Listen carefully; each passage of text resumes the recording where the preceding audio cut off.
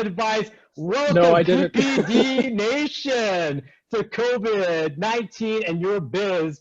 I also want to welcome some of our CPA members that are joining us on this think tank.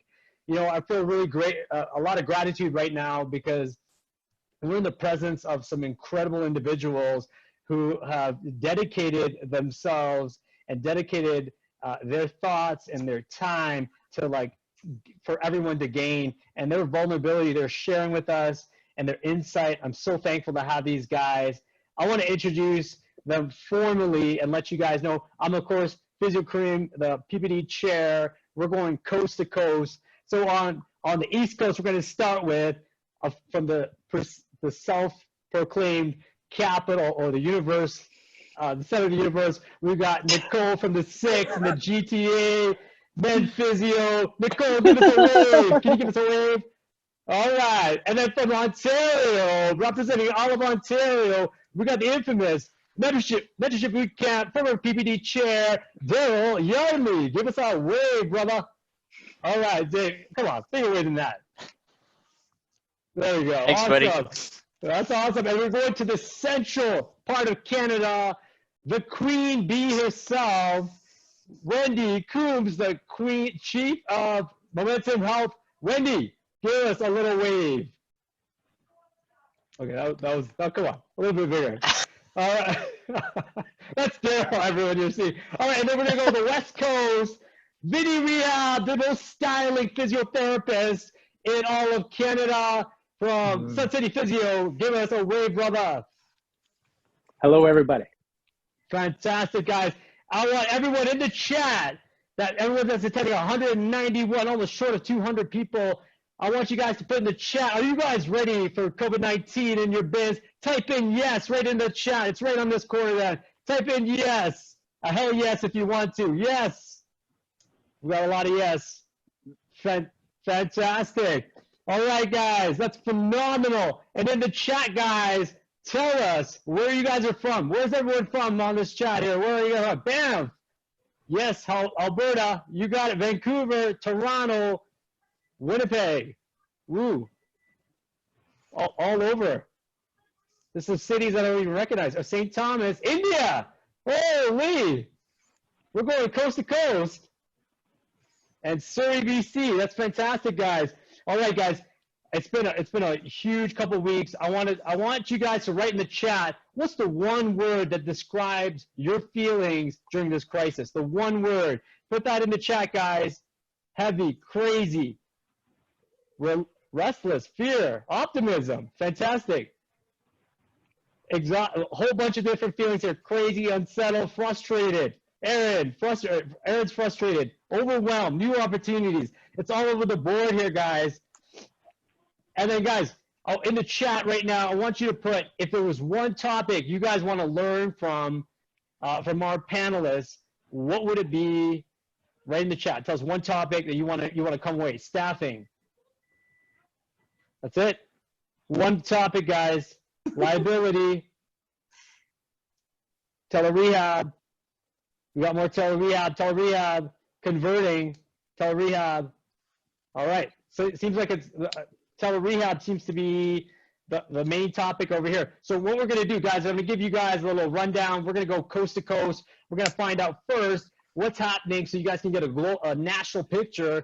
We're going to go down to the 6 first, the GTA. Nicole, tell us in general what's happening in the center of the universe, and then tell us a little, like in a couple of sentences, what's happening in your clinic. Give us the rundown. Okay, we launched our telerehab, so all of our physiotherapists are now doing telerehab. We've emailed all of our patients from January onward just to give them an update, not as a solicitation, more as a reach out. And most of the insurers in Ontario, except for, as of this morning, Green Shield's the only one that's not paying now as far as we know. So that's what's happening in Toronto. And so just out of your curiosity, are the clinics still working on sort of this hybrid model in Toronto where they're closed, not seeing patients actively, but seeing them virtually? Is that what's happening in the GTA? I only can speak from sort of my my community or the people that I know. Yep. But for the most part, either people are like starting to look into it. Most clinics, if not all clinics that I know of, are closed, and they're either starting telerehab or have already started. All right, Nicole, thank you so much. Dill, tell us what the rest of Ontario is doing. All right. So I'll give you a little thought though, just on what we're seeing in our clinic right now and some of the groups that I'm working with. So we're actually seeing an implementation, especially this week, of virtual visits. We're seeing anywhere from about 20 to 40% of people's caseloads that are dedicated to their active patient list being converted to virtual. And I'll give you, in our case, we're about 40% of the caseload has been moved into virtual sessions. Feedback has been extremely positive, and I know many of you on this line are actually experiencing the same thing. Those other ones that we have seen, though, we're really encouraging people that you still need to be following up with your patients, keeping them warm, and really the whole message that we have at this point in time, because this is challenging for everybody, is just, the thing that we do the best is connect with people, and even just offering a helping hand to individuals through the phone. People, though, have been trying to do outreach through email, and I'll share that hasn't really been as successful as people may have anticipated. The phone has been the converter. But I do want to add one quick. Yeah, so I do want to add one. Yeah, one quick thing though to share with people is, I think last week, I love what Nicole had just said. Last week we were trying to figure out people were going to cover this. And I know I saw what everybody's kind of things were in the chat there, but optimism, I think, is so huge right now. Prior to this crisis, no one ever considered funding physiotherapy for a virtual visit ever. And we actually just had a conversation with Sun Life this morning, and Sun Life will be on a call tomorrow that will actually take us through how they are actually valuing physiotherapy to deliver services through virtual visits. And I know our association is doing a lot of work right now too to move it into all other different stakeholders and funders. So I think this is a really great opportunity for people to see our value. So I just wanted to share that. Thanks, Daryl. I think this comes down to, just to add to your point, this comes down to when we were new grads, the only tools that we had were engaging with our patients and being able to actively move them in the right directions, both of which we can use in our virtual visits and really home into, because we truly know how to fix an injured body into a functional body. I'm going to move, before we go off topic, I'm going to go to Central Canada, to the prairies, to the princess of rehab, the queen, Wendy Coombs. Tell us what's happening in Calgary, I don't really know about your introductions there, Graham. I think some of my business partners might argue and challenge you on some of your descriptors there, but what we're seeing is, I know a lot of clinics originally closed thinking the closure was going to be only a couple weeks long. Now that we're seeing that it's going to be a lot longer, I think we're starting to see a few more clinics open up again. What we saw is last week, officially, we saw our revenue drop by 35%. And we saw that as we then started screening all of our patients to make sure that they were urgent, emergency, and acute patients, we actively were reaching out and calling them and screening. And now we've dropped about probably about 80%. I'm just going off of what our caseloads look like. So we are offering, have never stopped being open. We're offering in-clinic appointments only for the most needing of patients. And then we've completely ramped up our safety protocols for that. So we can talk about that piece later. We've done 90 layoffs. So we have temporary laid off 90 people, half contractors, half employees across 10 different disciplines, which has been very, very hard. And I know there's a lot of layoffs going out there. We probably still have, we have less than half of our staff working. So we're only staffing to match the patient volumes that we have coming in. And then our telehealth numbers are amazing. We just did not know what to expect. And so they're just increasing day by day as more and more patients are aware that we're offering that. So that's pretty exciting for us. What's just before we go off topic, what's an amazing number for you, like per clinic? Well, I guess I sound so negative, but I didn't have, I just didn't know what to expect. So I was doing the happy dance with our first patient that went on to telerehab. But I had clinicians today that had five visits, individual clinicians with 5 telerehab today. So five per clinician? That would not be average, that would be our highest. Okay, 5 per clinician. Yeah, And what would so you I say mean, the per highest clinic? is that. I mean, on a normal full caseload, I would say maybe a couple patients. But again, we just started on Monday, Yep. like converting caseload into telerehab. So not bad for, you know, our 4th day out, and we're already seeing it happen. Fantastic. We're going to dive deeper into telerehab a little bit later. I'm going to go to the West Coast before we leave our BC friends out of the picture here. Vinny, looking so styling. Tell us, does BC's physio scene look as stylish as you right now? Well, naturally they do. Like, BC is a great, great place. Anyways, I don't want to get off topic, but to answer your question, yeah, we've as of Monday converted to telerehab in all 4 of our offices, and are just running the necessary staff to make sure that calls are answered.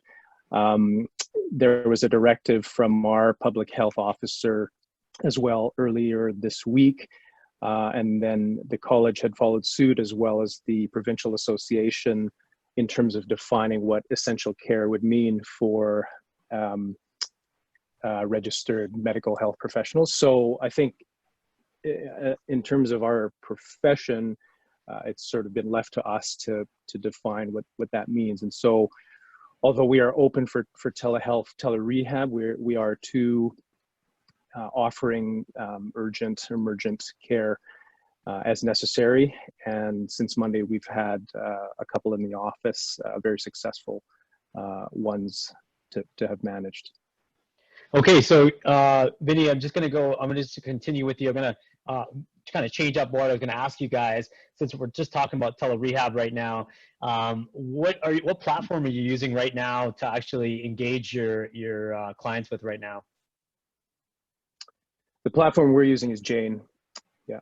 Okay. Jane is offered, I believe, a month free, but who knows what we do going forward. But yeah, likely to keep it in the mix. Just for everyone that's watching this thing, we're not endorsing any of these products here. We're just simply sharing information on what's working in the clinics, what's the client feedback, because there's a lot of questions on which one should I go to. Everyone's got free trials and things like that, and I really want to shortcut things for people, but really you got to figure out what exactly is going to work for you. So Winnie, what's the feedback? What works well with the Jane telerehab for you guys? For Jane, right now they're only limited to laptop use, and they haven't opened it up to iOS devices yet. I believe Android is still okay, but when you're using laptop, they're only allowing, or for best kind of picture and usage, they're using Chrome and Firefox. Safari doesn't work very well, but I did email Jane earlier in the week, and they're planning a launch for iOS devices as well. Fantastic. And what are you guys using Daryl had spoken earlier about using phone calls. What is your strategy to help convert people into virtual visits? What are you guys using right now? Yeah, so I think the main thing sorry, Daryl. I'm just going to ask Vinny that, and I'm going to come to you right now. Oh, okay. I was just, sorry. Go ahead, Vinny. What are you guys using at Sun City? Like, what strategy are you guys using? Well, in terms of our client care team and the leadership that has navigated them, we've created a script, and we're calling all of the insurer-based as well as our private pay. I believe the big sell too is a personal call from all the clinicians, and in terms of how to convert it, and it's really more in the wording. And basically what I would say is, you know, if it's okay with you, I'd like to schedule just a telephone call with you, and probably, you know, that could be just even a quick phone chat that is just sort of compassionate and not billable. But if we want to convert to something more, then we move forward from there. Fantastic, Vinny. Thank you, Daryl. We're gonna bounce. Sorry to cut you off, Daryl. No, it's fine. We're gonna go over to what you guys are doing at your clinic, as well as what you're advising your community of clinic owners. Yeah, so I think on the platform piece, one of the things we recommended is for people to try, at least 3 platforms before they jump in and choose one. For us, we actually have 2 still in the clinic. I use Physio, and I know we use Medex as our practice management software, so they just rolled out one. So it's just like Vinny's, it's actually integrated into our software program, so it just creates some simplicity there. So that's what we're working with. I think as far as the phones go, I'm actually interested in the chat, if you don't mind me using your chat there, Kareem. How many of you are actually forwarding your phones right now? Just write yes or no. And I think that was a piece that we noticed, that a lot of people weren't thinking about how to forward their phones and where they were going, and certainly brings up some challenges around who's answering those phones, who's picking them up, and voicemails. So I think that's a solution that you guys are going to want to sort out. I think the main thing, I love what Vinny said too, is in order to convert somebody from an in-person, now that's been on postponed, to get to a virtual, it needs to be from the clinician. It needs to be over the phone. And really for us, one of the strategies that's worked really, really well for us is if the patient's not really sure about that virtual session, instead of really saying, oh, okay, if it's not for you, then let's move on. It's, why don't we set up a 15-minute discovery session that includes, uses the actual virtual platform, and allow them to see the value of that. That's been actually successful in every case that we've done. And even for a lot of you to consider some of the kinks that kind of happen, and some of the glitches that we may talk about today, you can actually sort some of them through with a discovery visit that people will appreciate, especially if there was no fee attached to it. Yeah, I sincerely love, Daryl, what you said about discovery visit. And certainly that's one of the things that I've been using personally, is, for sure the first session is complimentary, because a lot of times people aren't used to this technology in terms of us communicating this way, and there's a lot of kinks involved in that first session. But that's fantastic points, Daryl. And can I ask you, if you don't have to share a script that you're using, but what's 2 lines that you could, I know you're such an incredible teacher to your mentorship bootcamp clinicians, but if you were going to share us some of your pearls of what's a couple lines that you'd say you would advise, if I was under your direction, that I could use to the patients to say, hey, listen, come see me with a virtual visit. Yeah, I think the first sentence I would open with is, don't even talk to them about the therapy aspect of things. Just ask them, reach out and say, how are you coping with this? Ask them how they're doing. How are things going? Things that we see and we talk about too is, a lot of people are probably are in demand for the people that we were treating in the past. Their kids are home from school. So there's really an opportunity to say, how are you coping? Is there anything that we can actually help you with? Is there anything that I could actually provide you some clarity around, what's currently going on around us right now? And then how is that all affecting, the condition that I'm currently helping you with? And then from there, let it engage in lots of open-ended questions and discussion, and then really focus again on their journey and how we're here to support them, and we can support them in many ways that we couldn't have done before. And the one thing that I would say in that script is also letting people know that there's a lot more than what we can do in clinic on a bed with our hands. A lot of people that I would say that I've noted is sharing with them that there's actually a lot of benefit if I can actually see you doing something in your kitchen, if I can actually see you in your gym in the basement and actually help you work out.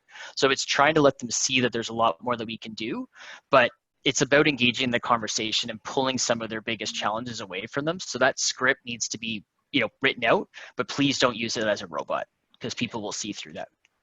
Thanks, Daryl. Appreciate it. Nicole, Physio, tell us what you guys are doing with that tele-rehab. Which platform are you guys using? And is this a convo or is it somewhat scripted? We're using PhysiTrack right now. We have Jane. We've been really happy with how responsive Jane's been. Their customer service definitely is like a reason why we went with them for our patient management software. But so far with PhysiTrack and even the Jane platform, it's just about trying it out and seeing if it's working. There have been some tech issues, but they're usually around the internet, like connectivity and like clear picture. And our staff's been able to call each other a bunch of times in preparation during the first week to get some of the kinks out and find ways around, or having their phone there and doing like having no audio, so calling the person and then using the video. So we've been finding with PhysiTrack, it's been like pretty good. And Jane also, we switched over to Jane Payments. I saw some people had something in the chat about how you're accepting payments. So Jane Payment, you can just go right into the back end if you have Jane. I don't know how many people are using it. They can accept payments directly that way, or you could use something like Square or e-transfer right now as well. So that's what we're using right now, and it seems to be going well, and it's a free month as well. So we can always pivot and change if our clinicians come back and decide that that's not really working for them. So this is a question for the panel in terms of if there's clinicians that are doing virtual visits, are they doing it through the schedule itself? How are you guys collecting payments? Like, what are some strategies? There's a lot of questions in the chat about how to manage this. You know, clinicians that are doing virtual visits. Can you guys can jump in? Whoever wants to jump in on how you guys are doing this.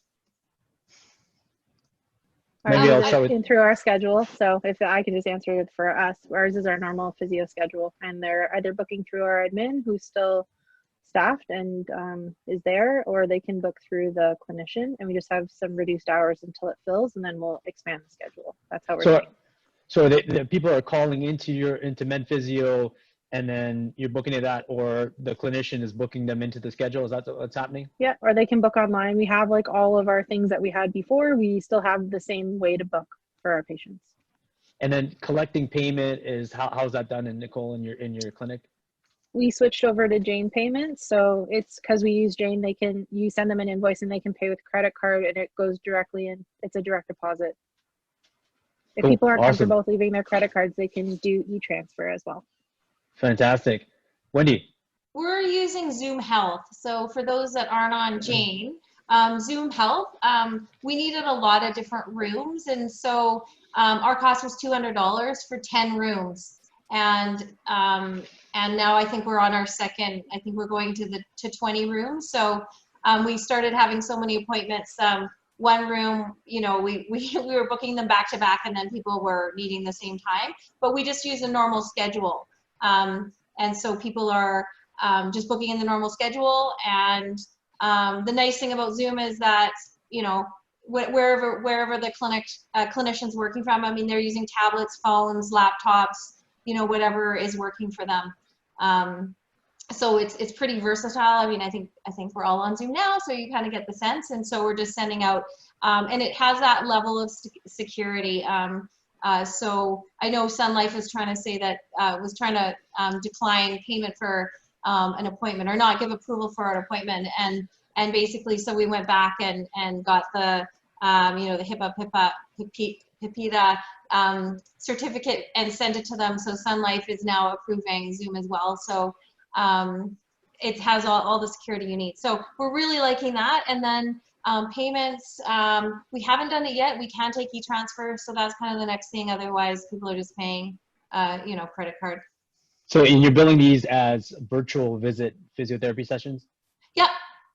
So so our rates, I think we're about $37.50 for a 15 minutes. So like MVA, WCB legislated in Alberta, and they're willing to pay regular rates in protocol. And then we're doing our normal kind of time allocation. So some patients are booked at the 15-minute and some at the half hour. Gotcha. Daryl? Yeah, I actually don't have anything to add other than what Wendy has. I think it's done extremely well. Same thing as Nicole. So I think that component is good. I think the one thing though that I'm seeing in the chat that maybe I'll comment on is what do we do? You know, if we have people coming in to do some tele-rehab and they start to do some billings and they're getting paid as contractors or as employees. So I put a comment earlier is that depending on the province and stuff that you're in, you may want to reach out to your accountant, first of all, to sort of see just the impacts of that or seek some legal advice. And I know there was a great employment law webinar too last week that CPA put on. So there's some good, if it's recorded, you may want to touch base on that. But I think the one piece with the clinic owners in the room, and same with some of the clinicians on the call, is this is actually where you now have to start to make those decisions, right? So if it is going to affect somebody, and it, you know, there's a difference between an independent contractor who has potentially up to $2,000 a month, will they make more or less in your clinic? You also may have to think of the fact as an owner, maybe you need to invest in that person and see, you know, if you've done your cost projections and your forecasting, you know, can you afford to pay them more to help you rebuild that? So I think it's a conversation that you need to have as an owner of whether you can invest in having that individual to help you reestablish some of that caseload and drive some revenue. And the other thing too, though, is if you have people who are really going, well, I don't want to do this, maybe you have to start thinking about, you know, who are the right people that you want to have in your team, in your clinic, and who's going to help you take this clinic forward as you start to move forward. Because remember, we talked about it last week, the cream will rise to the top, and you need to really have all hands on deck. You need to really be working as a partnership. And I do think, though, is just thinking about it as an owner's perspective is, what do I need to invest in order to move this clinic forward? And it could just be yourself starting it. One thing that I found to be very generous with our employee hourly physiotherapists is they have been willing to be flexible with hours. They totally, I mean, they see they know what's happening. And so we've had some very generous employees who have said, listen, you know, when they have a patient booked in that hour, they bill that hour. When there isn't a patient booked in that hour, they don't. And that has helped save us trying to measure our salary costs with our revenue in the moment. So they've been really flexible during the day. Whenever we can, we try to schedule patients close enough together. So we're saying, yeah, you have a 10 to 1 shift today. Are you okay with that? So we've really been able to be, you know, adapt there. But that's a conversation, you know, that you kind of need to both agree on. You can't really impose that. You know, we have the, there's a lot of laws around what's the minimum shift, but it's 3 hours minimum wage. And so typically a physio needs to really only work just over an hour, and they've met that criteria. So, you know, legally under labor law, we can do these little short shifts, and, but we are still having them come in the clinic. And we're not doing telerehab yet from home. But remember, Alberta is behind Quebec and Ontario in terms of the number of cases, et cetera. And I do see, as there's an escalation in cross-contamination risk, we will be then moving our telerehab into home. Definitely. Vinny, let's hear from you. Thank you, Wendy. Well, I don't really have much to add beyond what Nicole has said, because we're using the Jane platform as well. And I noticed some people are using PhysiTrack, which is integrated through the Jane system, which is pretty seamless. Earlier on, when you were asking people to just sort of type in what they want to hear about, someone mentioned liability, and now on the chat here, there's something with regards to consent. I think in Jane, it's there's an automatic consent when they've set up the telerehab from the patient client end. If there's no video and if it's just audio, then I think it's important for us, especially if other platforms that are being used don't have a built-in consent, to ensure that we get a verbal informed consent and that we document that.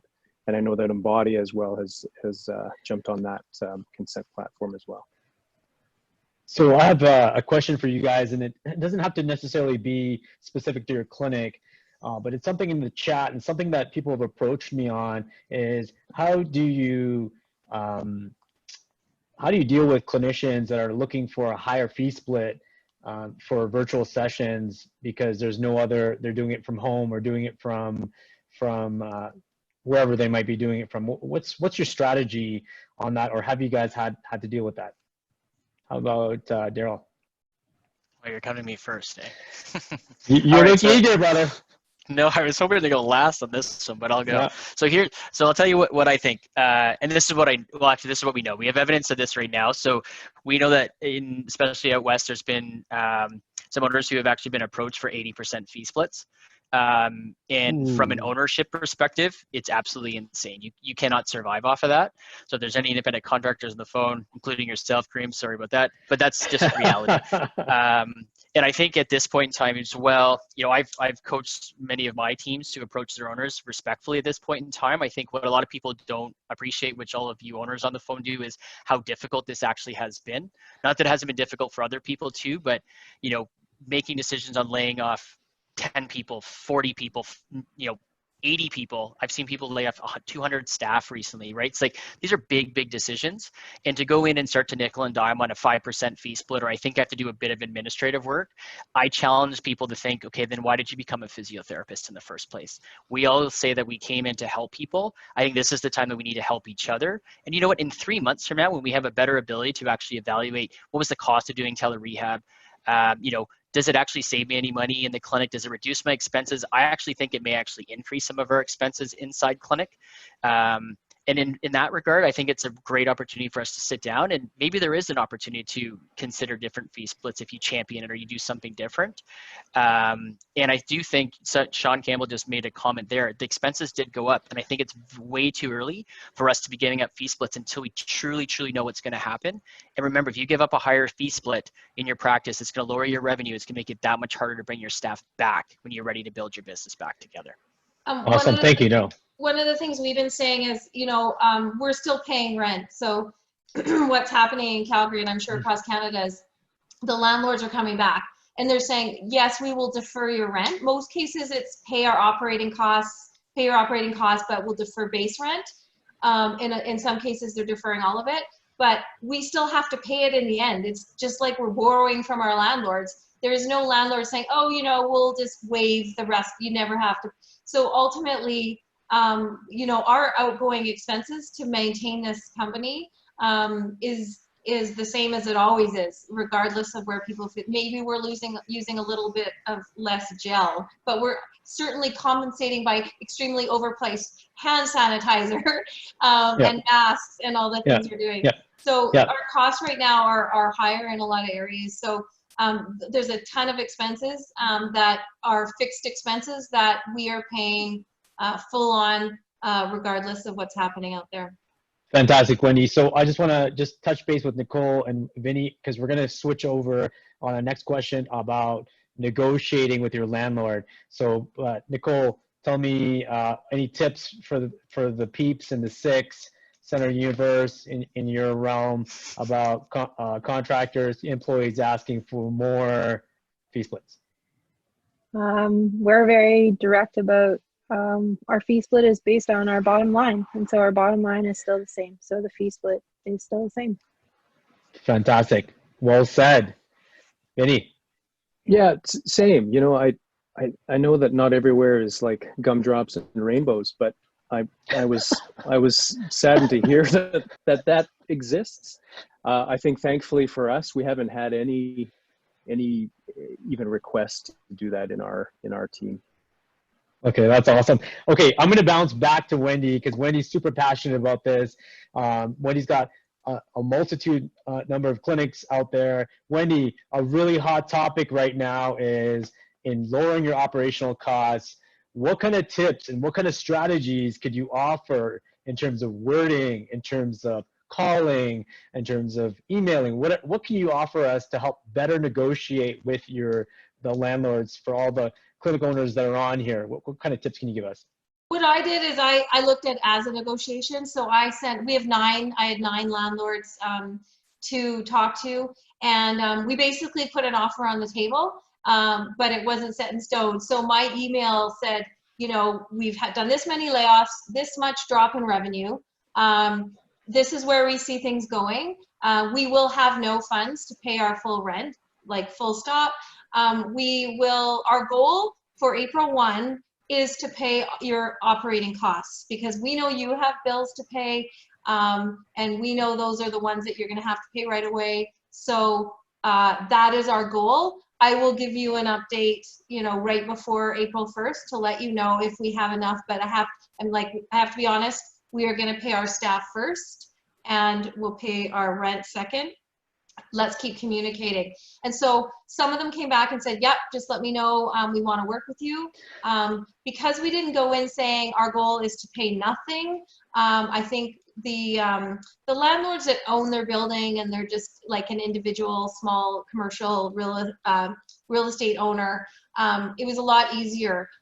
All of the big Brookfield, Hopewell landlords based and management companies basically came back and said, you know, access all your government subsidies.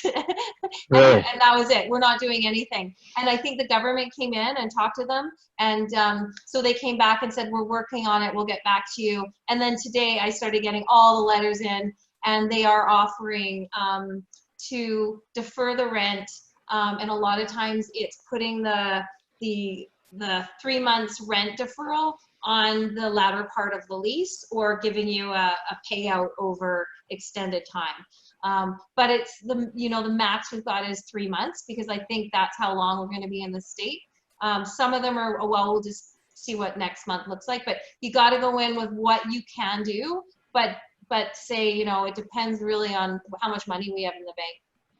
And since you're really amazing at negotiating contracts, I know that personally. Can you tell me, is there any benefit to negotiating with your landlord to perhaps extend your lease, or make it, if you've got a lucrative lease going on right now, is this the time where you go all in and say, hey, give me two more years? Would you advise that? You know what? I think they're completely overwhelmed, and they're just, they're as concerned as we are about what's happening out there. So but in exchange for free rent. I see what you're saying. So give us free rent, and we'll add some time onto our lease. That may work. So I had one that came back and said, we'll charge you $2 more a square foot for the last 5 years of your lease to make up for 3 months of free rent. So that's kind of what they ended up doing, but no one has agreed to anything that doesn't get them getting 100% of their money at the end of the day. So what I'm kind of saying, I'm not going to ask for that right now. I'm going to pay what I can, but if we're not able to make up that amount and we're still in financial distress, in 6 months from now, why not then go back and say, listen, like, here's where we're at. We have not recovered. We need to retalk the terms of our lease. I don't think right now with everything, I'm not saying I don't want to talk you out of trying. By all means, try. Throw it on the table. But I do know, some of these big landlords that aren't doing it personally, some of them had like 600 letters to get out today, Hopewell did. And so they're in complete overwhelm. So they're not going to have the legal bandwidth to start opening up leases and doing any negotiations. So I'd say you can always negotiate anytime. And we're not really in the driver's seat of negotiation when we're the ones coming to the table not being able to pay rent. Perfect. Awesome. And so that deferral is interest free? That's just slide it on later? Is that what's happening? It's interest free. Yeah. Awesome. All right, Daryl, what have you done with your clinic? Yeah, that's it. We've done the same thing as Wendy's. Our approach was a deferral, and we're waiting on confirmation. Is that? It was actually a more positive. We're just going to go month to month at this point in time, but we actually had a way more positive response from our landlord actually than we anticipated. So as Wendy says, it certainly does not hurt to ask, without a doubt. And right now, our rent's our biggest expense that they're most concerned with, as Wendy said too. So is your landlord small op or big op? Well, our landlord's actually interesting. It's becoming a big up because they're in huge development right now. But what we're the most concerned about with is where our clinic has actually just bought is operating. They're building a new huge development beside us, residential and commercial. And unfortunately, that's now in the red and it's on hold. So we were actually quite concerned about that. But due to some of the subsidies that are being offered out there, I do believe we actually have an ability to defer. But as Wendy said, it's still going to have to be paid back. It's not. There's no grace. Fantastic. Nicole, the 6. Do you guys have a bigger voice out there in terms of negotiating? I'm not over-representing here. I can just tell you what we did. We talked to people in different industries as well, and they said to remember that your landlord still also has your last month's rent.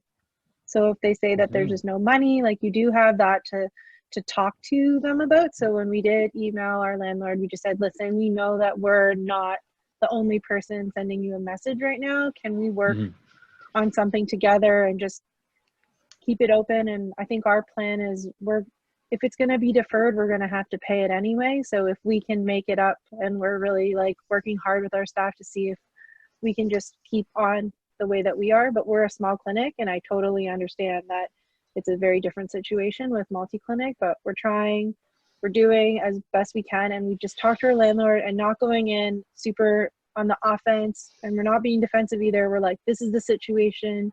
You have our last month's rent. If we're really tight, can we leverage that?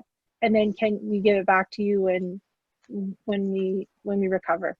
So what was the response to that?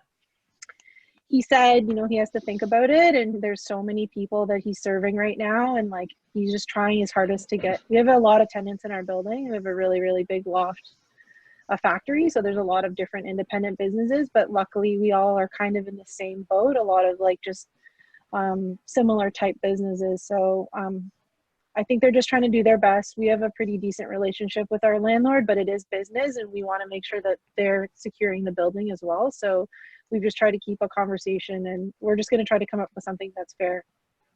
Fantastic.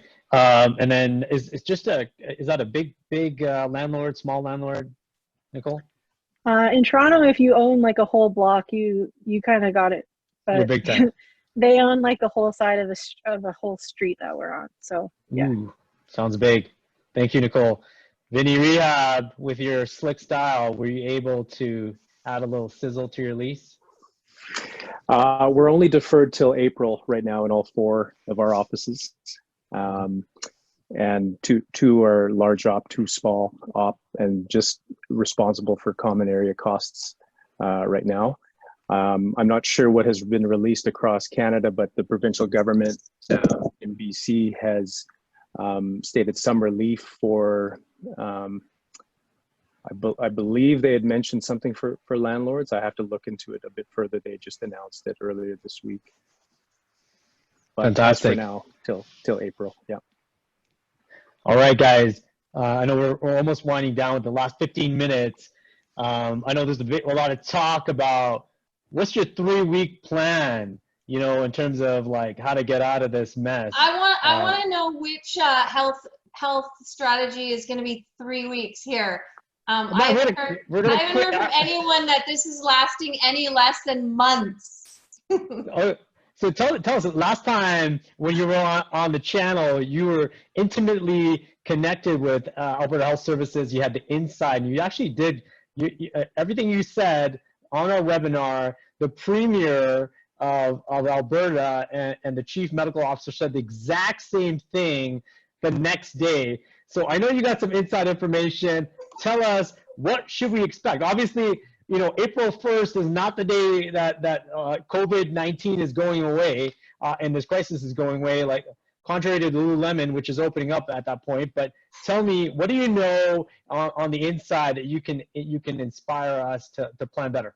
Well, our Chief Medical Officer was talking to our college yesterday to really understand what, you know, to really understand our profession and, you know, how we're actively involved, and really put that list together. So you have, you know, physiotherapy, even though it had a hyphen. Who spells it like that? In the Ontario list, did you see that? Yep. And Quebec had, you know, captured our discipline on their list. Alberta's coming up with their own. So we will be deemed essential services. Again, across the US, we saw physical therapy and health services and essential service. But I mean, hello, the liquor stores are open. So I'm like, you know, should you be going and getting a case of beer or going and see your physio? I'm going to vote for physio, of course. But ultimately, if you're looking at their trajectory and how long they're talking about physical or social distancing and maintaining this, you know, it's going to go on. I mean, we're still hearing months. Sadly, Kenny was saying it's into July, so we're starting to hear July. So, you know, I had business sustainability meetings, sounds so formal, with my business partners this week. And we're working on a 3-month plan. So everything can be adjusted if it's shorter, but no one is saying planning out for 3 weeks. So that's why when, the landlord might give you a month, but you're asking for 3 when you're starting those conversations. So everything that you are doing, so I have a whole list of the ways we've been trying to cut our save our cash flow for staff. And but yeah, I think that's what's happening out there. If we're going to keep people out of the hospital, we're going to be in isolation a lot longer. That's crazy. So obviously we're in it for the long term right now. Wendy, I'm going to throw this question to the entire panel. So I'm going to start with you. What are ways that clinic owners, practitioners can cut their costs right now? What's some easy lower hanging fruit? I'm going to give you my secret list, but one more thought was that those in-clinic appointments, what our chief medical officer and what we've seen in some of the news reports is that there's a lot of patients we would not consider. And we did an audit on our charts to see what the acuity level of people are, and we were very confident it was acute ACL, pretty significant injuries that we're seeing in clinic right now. But what you're gonna see as we're into month 1, month 2, is that you're gonna get some complex chronic patients that are okay to not come in for a couple weeks. But you're gonna start to see some of those injuries getting progressively worse, and we're gonna need to get them back in. And they will qualify, as far as I know currently, for what they're talking as essential services. So that's what you need to assess. Okay, now that it's longer, how are we communicating and talking and bringing those people back on? Maybe they need to come once for an assessment and then go right back into telerehab. So that in-clinic appointment does not need to be the whole series. It could be one appointment for an assessment. So here's my list, switching gears. I wrote it out. So we deferred rent, as you know. We stopped e-reminders for our physicians because they don't really need to. If you have your staff calling your patients, you don't need to pay for e-reminders if that's an extra cost. We deferred all our utility bills. So Shaw, TELUS, anything that we can pay. We took the 3-month deferral that they're offering right now to free up cash flow. We actually canceled parking. So any parking that wasn't locked into a lease that we were paying, we canceled, because there's a lot of parking on the street right now and people have time to go out and move cars if they need to. In some clinics, we pay $1,000 a month in parking, so it's all relative. We actually canceled our cleaning. Some of our staff said, well, why don't you, we have time, why don't we clean the clinic? So we had some clinics that were interested in doing that. We then went to our bank and we got more line of credit extension. We're applying for working capital loans. BDC has a great program for working capital loans. All of you have to get on and do the 10% business wage subsidy. We don't quite know how that mechanism is going to work, but it came into effect on the 18th. So 10% of your employee salaries will be coming back, but you have to apply, and you'll qualify if you qualify for the small business tax exemption if you're making, I think, less than $500,000 a year of profit, which most of us are. You would qualify. And then also we actually canceled our CRA tax installments because our profits are going down. We have no massage happening as of Monday, no massage. So all the GST that we collect for that, all those installment payments, I've canceled for 3 months. So you can go ahead and cancel them because it's not likely you're going to owe that much in the end. So really looking at what is some recurring payments of things that you don't really need or that you can defer. That's it. That's my list. Wow, that was a sizzler, man. I hope everyone took this web recording will be available so you guys can watch this again. Thank you, CPA, for hosting on your website. Nicole, what are you guys doing to minimize costs at MenPhysio? Or what would you recommend just in general? I recommend that you speak to your accountant. That's what I would do, and that's what I did. That's who I follow for our lead, for our business. She knows all the ins and outs, all the costs. She advised for just on top of that 10% wage subsidy that the way that we would do it is to find 10% of the wage that you would be paying and subtract that from your remittance payment. And that's how that's how the government's going to not have to pay. They don't have to pay you back. You just pay less in your remittance. But that's what I've been instructed to do. So that's what we're doing for people that are on payroll. Yeah, and that's right. If you do have a payroll service, like a lot of people do as well, you have to make sure that they're going to do it for you or figure out how to get it back. So that's so important. Thanks, Nicole. Yeah. Thanks, Nicole. Thanks, Wendy. Nicole, anything else to add? I just think it's so individual, and I think you just have to really talk to somebody. If you don't have an accountant that knows your business, then that's different, but I think your accountant's going to have the best and the most legally responsible information, and that's part of their job, and our accountant was stepping up and giving us the information we needed right away. Yeah, it sounds like Patrick Lalonde has he's our official PT day trader who's going on a 3-week plan of stock trading. But I'm going to pivot to Daryl Yardley to tell us what else we can do to minimize our costs and not stock options.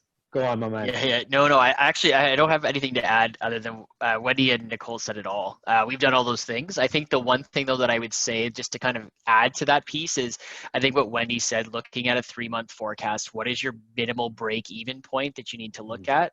So this way you have to think about what we know we're going to rebound. The question is we don't know when everything's going to come back into fruition. But again, you need to start thinking about, do I have 3 months of cash, and can I actually take advantage of that? But if you haven't done that yet, I'm strongly going to encourage you guys to do that. Get down with your partners.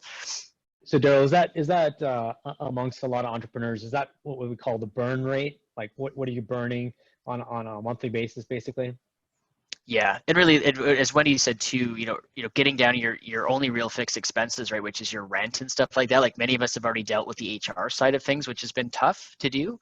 But now it's about, at some point, it's going to be a really hard balance between, okay, I've done what I needed to do, but now I've got to start to bring revenue back into my clinic as well, because we all can't just kind of have a vacation, right? It's going to be important to make sure there's something to come back to. And Jen Howie said it really nicely in the chat earlier, is that we're all working our butts off right now to make sure that there's a job for our staff to come back to, which is so important, right? We always think about the clinicians, which is awesome, but think about the administrative support that, they're not making $70,000+ a year, right? We got to think about all those people too. So it's really, really helpful to really get down and do that burn rate and really feel comfortable with what decisions you're going to have to make. And if you can go and be a little bit aggressive to get things back, I'd encourage you to, just sleep on it a little bit, and then reach out to some people in your community that have been in situations like this before, and reach out and get some advice. Fantastic. All right, Vinny, tell us, what are you guys doing for minimizing costs? Once again, like everything has sort of been mentioned from the panel here, from non-essential purchases to, utilities, and seeing if they can be referred, or just even something as simple as, within your other clinics, if you have multiple, to drop the heat or stop water service or cleaning. One thing I just wanted to spin was something that, and going back to, whatever this may be, 3-week, 3-month plan, something that we might not want to get rid of right now, or just kind of leave as is health benefits for our staff and salaried staff. And part of that reason is that, not many people are talking about the emotional and mental health aspect of this, and having access to support. So we need to make sure that we're supporting ourselves as business owners or leadership team, supporting our staff, because we don't know how they're feeling right now, or maybe we have a pretty good guess at what they're feeling right now, but the emotional impact and the mental health impact that this is going to have right now, and then when they come back to work. Remember, so I think I think it's important still that we have the infrastructure to go back to, but we need the infrastructure of our minds to still be intact when we come back. Great point, Wendy. If they're temporary layoff, they are still considered full employees of your business. So, in benefits, all your employee benefits are still in place, which is really good. One thing that has helped us with the challenging, our safety protocols are similar to the hospitals. Because Alberta's behind, but as our cases are going up, we're doing masks, potentially gowns. We have plexiglass shields on the front desks. Obviously, tons of hand sanitizer, and so we're really ramping up safety. I know a lot of people aren't doing any in clinic, but go look at your hospital protocols and make sure you have that available for people. so that you are practicing in a safe environment. And just a quick question, Wendy, and this is for the panel. There's a lot of talk about liability in terms of what happens if a clinician or a patient reports having contracted COVID-19. Can you guys comment specifically in terms of the physios? How are we, as clinical owners, going to be dealing with that? I don't know how they're going to track where it was contacted, right? So, I mean, we're following all the required protocols. If somebody has an upper respiratory tract infection, they're not coming to work. They're in isolation. So, I mean, you have to be by the book, and even beyond is what we're going for. But I don't know. I don't see how you could ever, from a liability perspective, okay. That on a treatment. Okay, that's I'm not fantastic. sure if it's different province to province, but I know when we had our integrated support team meeting with Sport Canada this morning that they said 50 to 75% of the spread is through community and undetectable, and also in people that are asymptomatic. So I'm not sure provincially what the different beliefs are, but I know for sure, even if somebody doesn't have symptoms, I know that that's a concern with a lot of clinic owners here. So I know in Ontario, maybe the conversation is a little bit different. So I would just say, make sure you check in with your public health and that you're comfortable with whichever decisions that you're. Yeah, and that's why you're going to use safety protocols, whether you're sick or not. Like for any reason, I just think we're going to have to implement that. If this is 2 to 3 months, right, and we're still seeing emergency patients. That's what we're going to have to do, is prevent the spread. I mean, once China implemented the right safety protocol, there were no infections of healthcare providers. They were getting sick from community contamination, not from work. Fantastic. Now we are coming to a close of this COVID-19 and biz seminar right now. I just want to go around the round table. Can you guys each give one tip that the clinicians that are on here, clinical owners, could use, one tip to accelerate their practice over the next week to 2? Vinny? Just really continual check-in, and not just in terms of performance and if they're turning over their telehealth clientele, but again, I'm just going to go end with an emotional note and just say, you know, mental health is key in terms of all of this, and we can't forget, despite all of the business aspects of this, because if we're not healthy in the end, then we won't be able to sustain our practice. Thank you, Vinny. That was heart-wrenching. That was to the soul, as always. Daryl, let's hear you. Yeah, I'll kind of something similar to is I think we'll make a lot of assumptions that someone's disengaged or an employee's not being supportive. So I think kind of to build off what Vinny had said is even just maintaining communication with all your staff. So clinicians, you be communicating with your owners be communicating still with your staff that they're off. Even just kind of getting into a virtual, a fun session once a week to have like a cocktail hour or something, just so we can kind of keep track of people. Because there's a lot of stuff happening behind the scenes, with people with huge families, and they're having to get into childcare, those sorts of things. So they're not actually disengaged; they just don't have the capacity to support. So I think, in that regards, it's really a partnership inside the clinic, just as much as we've created a community support for all of us as clinicians and owners. You got to create the same support in a system inside the practice too. Fantastic, Daryl. Thank you. And Wendy.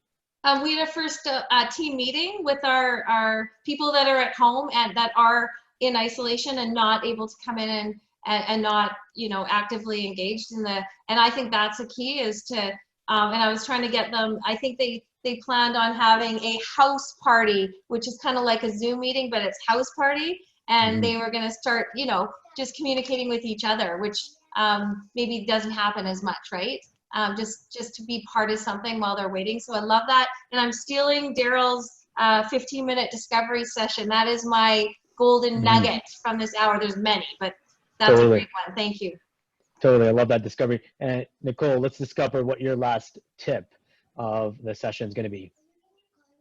It's boring. I just echo what everybody else said about keep your staff close to you, and we're the ones providing and helping you to make your vision when you were busy, and now you have to remember that you stick together and make it continue to happen while you're closed. So it's the same people, same relationships, and make sure that you remember, like, everybody will respond differently, and you don't have to have, you know, the same solution for everyone, but keep people close and remember, like, everybody's just going through it together.